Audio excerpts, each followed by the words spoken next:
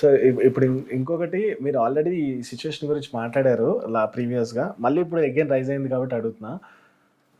Last time లైగర్ cinema producers అదే buyers ఎవరైతే ఉన్నారో చాలా గొడవ చేశారు, మాకు రిటర్న్ ఇవ్వండి అమౌంట్, అది లాస్ అయింది.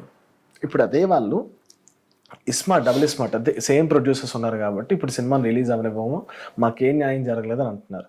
సో మీరు అన్నారు బయ్యర్స్ ఎవరైతే సినిమాలు కొంటున్నారో మీరు హీరో మార్కెట్ వాల్యూ తెలీదా, ఎందుకంత ఎక్కువ ఇచ్చి కొంటున్నారు అని అంటున్నారు.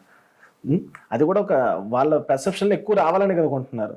దీని మీద ఏం చెప్తారు దీనికి? ఏం లేదమ్మా, ఇప్పుడు నేను పండితుడిని కాదు, నువ్వు పండితుడు కాదు, వాళ్ళు పండితులు కాదు. ఓ సినిమాకి నేను ₹1 పెట్టాల్సిన సినిమాకి 10 రూపాయలు పెట్టి నేను సినిమా తీస్తాను. 10 రూపాయలు పెట్టి సినిమా తీశాను కాబట్టి 10 రూపాయలకు కాబట్టి 15 రూపాయలకి అమ్మాలి, లాభం వచ్చి తీసుకోవాలి, నేను అమ్ముతాను. అంటే ఈ సినిమా యాక్చువల్గా నేను 3 రూపాయలు తీయాలి.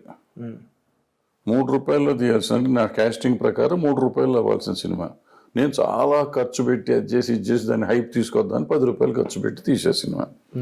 సో నాకు అంత హైప్ వచ్చింది కాబట్టి నా మీద నమ్మకంతో కొనేవాళ్ళు కూడా ఎక్కువ డబ్బులు పెట్టి కొన్నారు. సో వాళ్ళు ఆశకే కొన్నారు. కొన్నాక అది పోయింది. ఇప్పుడు మన కల్కి తీసుకోండి, బాహుబలి తీసుకోండి, KGF తీసుకోండి, ఇవన్నీ మరి హైప్ ఆ రోజు ఆ రేట్లు కొనకూడదు కదా సినిమాలు. కొన్నారు కదా, వాళ్ళందరూ రికవర్ అయ్యారు. మరి నేను కొనకూడదని నేను చెప్పానంటే నేను పిచ్చినలాగా కనపడతాను కదా. బట్ కొన్నాక వాళ్ళు రికవర్ అయ్యారు కదా, ప్రాఫిట్స్ కూడా వస్తున్నాయి కదా వాళ్ళకి. సో కొన్ని సినిమాలకు వస్తాయి, కొన్ని సినిమాలకు రావు. కొన్ని సినిమాలకి బయట ఏమవుతుందంటే నిజంగా ప్రాఫిట్స్ రావట్లేదు, వచ్చాయని మేము కూడా భ్రమపడుతున్నాం. యాజ్ ఆడియన్గా సూపర్ హిట్ అవడం వేరు, కమర్షియల్గా వైబుల్ అవ్వడం వేరు.